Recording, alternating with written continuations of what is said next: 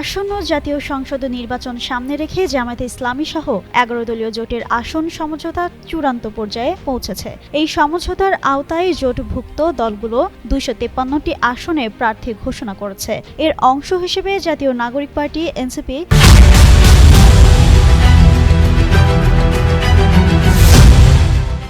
30টি আসনে নির্বাচন করার সুযোগ পাচ্ছে। তবে আপাতত 11 দলীয় জোটের পক্ষ থেকে এনসিপির জন্য 27টি আসনের তালিকা প্রকাশ করা হয়েছে। প্রকাশিত তালিকা অনুযায়ী এনসিপিকে যেসব 27টি আসনে প্রার্থী দেওয়ার অনুমতি দেওয়া হয়েছে সেগুলোর মধ্যে রয়েছে পঞ্চগড় 1, দিনাজপুর 5, রংপুর 4, কুড়িগ্রাম 2, নাটোর 3, সিরাজগঞ্জ 6, পিরোজপুর 3, টাঙ্গাইল 3, ময়মনসিংহ 11 ও মুন্সিগঞ্জ 2।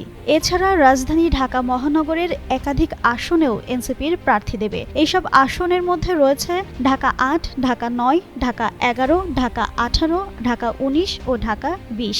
তালিকায় আরও রয়েছে গাজীপুর 2, নরসিংদী 2, ব্রাহ্মণবাড়িয়া 2, কুমিল্লা 4, নোয়াখালী 2, নোয়াখালী 6, লক্ষ্মীপুর 1, চট্টগ্রাম 8, বান্দরবান এবং নারায়ণগঞ্জ 4।